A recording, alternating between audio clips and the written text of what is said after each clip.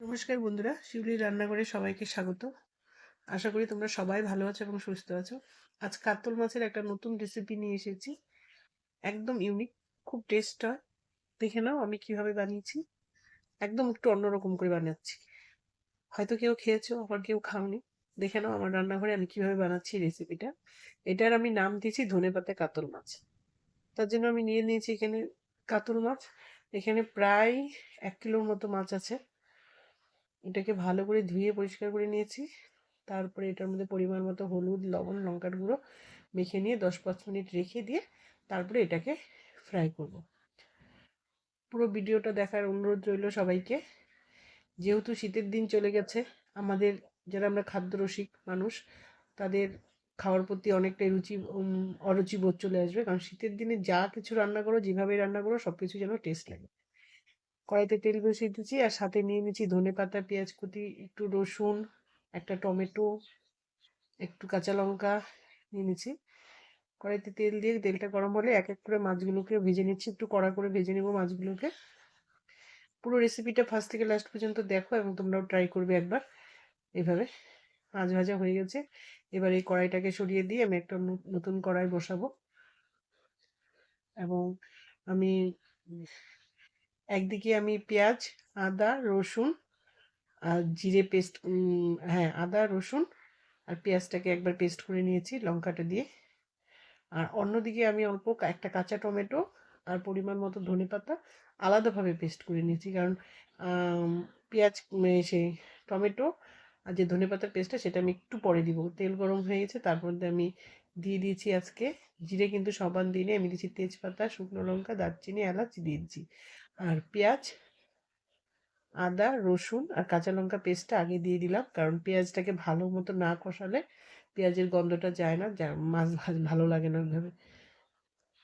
এবং অনেকক্ষণ লাগায় কষাবো এই পেঁয়াজটাকে, যেন কাঁচা গন্ধটা চলে যায়। তারপরে আমি দিয়ে দিচ্ছি কাঁচা টমেটো এবং ধনেপাতা পেস্টটাকে। অনেকটাই ধনেপাতা দিয়েছি আর কাঁচা একটা টমেটো দিয়েছি। দিয়ে এটাকে আমি ভালো করে কষিয়ে নিব। তারপরে আমি এর মধ্যে দিয়ে দিচ্ছি 2 চামচ টক দই, বাড়িতে বানানো আমার টক দই দিয়ে দিচ্ছি। দিয়ে ভালো করে নাড়াচাড়া করে নিয়ে সাথে তার মধ্যে শুকনো যে মশলাগুলো সেগুলো দিয়েছি, ধনে গুঁড়ো, লঙ্কার গুঁড়ো, জিরে গুঁড়ো আর কাশ্মীরি লঙ্কার গুঁড়ো। 2 রকমের লঙ্কা আর ধনে জিরে গুঁড়ো দিয়ে দিচ্ছি। এটার মধ্যে কিন্তু আমি গরম মশলা বাটা দিইনি, ফোড়নে একটু দিয়েছি এবং পরে আমি একটু সানরাইজের গরম মশলা পরে দেবো। দিয়ে দিলাম এর মধ্যে আমি পরিমাণ মতো হলুদ, দিয়ে একটু ভালো করে একটু কষিয়ে নিব।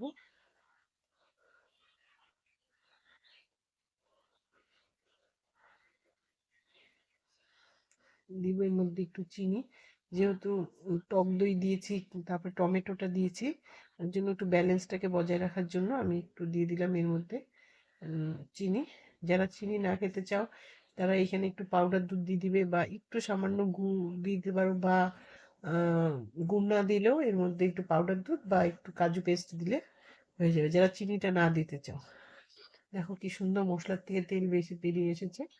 আরও একটু কষিয়ে নেব মশলাটাকে, যেন পেঁয়াজের, কাঁচা রসুনের যে কাঁচা একটা গন্ধ সেটা যেন একদমই না থাকে ফ্লেভারের মধ্যে। এই এত সুন্দর করে কষিয়ে নিচ্ছি, দারুণ টেস্ট হয়।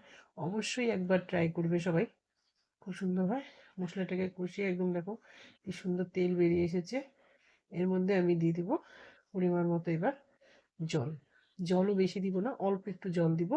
দিয়ে মাছগুলো দিয়ে দিব। যেহেতু কাতল মাছ ভারী, ভিতরটা যদি ভালো মতো না হয় এবং মাছের ভিতরে যদি মশলা বা লবণ না ঢোকে, তাহলে সেই মাছ কিন্তু খেতে ভালো লাগে না। ওর জন্য জল দেওয়ার পরপরই আমি মাছগুলোকে দিয়ে একটু ভালো করে নাড়াচাড়া করবো এবং এটা ফুটুক। উম, যারা এই ভিডিওটা ফেসবুক থেকে দেখছো তারা অবশ্যই লাইক, শেয়ার, কমেন্ট করবে এবং আমার পেজটাকে ফলো করে রাখবে, যেন আমি যখনই নতুন নতুন রেসিপিগুলো ছাড়বো তার সবার আগে তোমরা দেখতে পাও। এবং যারা ইউটিউব থেকে দেখছো তারা অবশ্যই আমার পেজটাকে সাবস্ক্রাইব করে দিবে নতুন নতুন রেসিপিগুলো পাওয়ার জন্য। একটু ফুটছে, আমি কিন্তু এখানে একদমই ঝোল রাখবো না, মানে গ্রেভি আমি রাখবো না। পুরো মাছটাকে আমি একদম টান টান করে শুকিয়ে নিব। এই যে এখন একটা ঠান্ডা গরমের সিজন পড়ছে, এই সময় কিছু খেতেও ভালো লাগে না। এই সময় একটু টক ডাল, যেমন কুল দিয়ে ডাল হোক, চালতা দিয়ে ডাল হোক, বা কাঁচা টমেটোর ডাল, আর এই কষা কষা মাছ ব্যাস জমে যাবে দুপুরটা। দিয়ে দিচ্ছি উপর থেকে একটু সানরাইজের গরম মশলা। আমার কিন্তু মাছ অলরেডি হয়ে গেছে। আমি এবার নামিয়ে নিব, ঝোলটাকে পুরো শুকিয়ে নিয়ে। তোমরা কে কোথার থেকে দেখছো অবশ্যই আমাকে কমেন্ট করবে। কমেন্ট পড়তে ভীষণ মজা লাগে, এবং কমেন্টটা পাওয়ার পর একটু কমেন্টে যেটা লেখো সেটা পড়ে আমরা একটু উৎসাহ পাই। তাই সবাই একটু কমেন্ট করবে, এবং আশা করবো তোমরা সবাই ভালো আছো, সুস্থ আছো, সবাই সাবধানে থাকবে এবং ভালো থাকবে, এবং আমার ভিডিওগুলোকে লাইক শেয়ার কমেন্ট অবশ্যই করবে। আজ তাহলে এখানেই রাখবো। সবাই ভালো থাকবে, সুস্থ থাকবে। আমার কিন্তু মাছ হয়ে গেছে, ওই মাছটা আমি নামিয়ে নিব। একবার সবাই ট্রাই করবে। একঘেয়েমি মাছ খেতে ভালো লাগে না, একটু নতুনত্ব হলে ভালো লাগে। ব্যাস, নামিয়ে নিচ্ছি। আজ তাহলে এখানেই রাখি।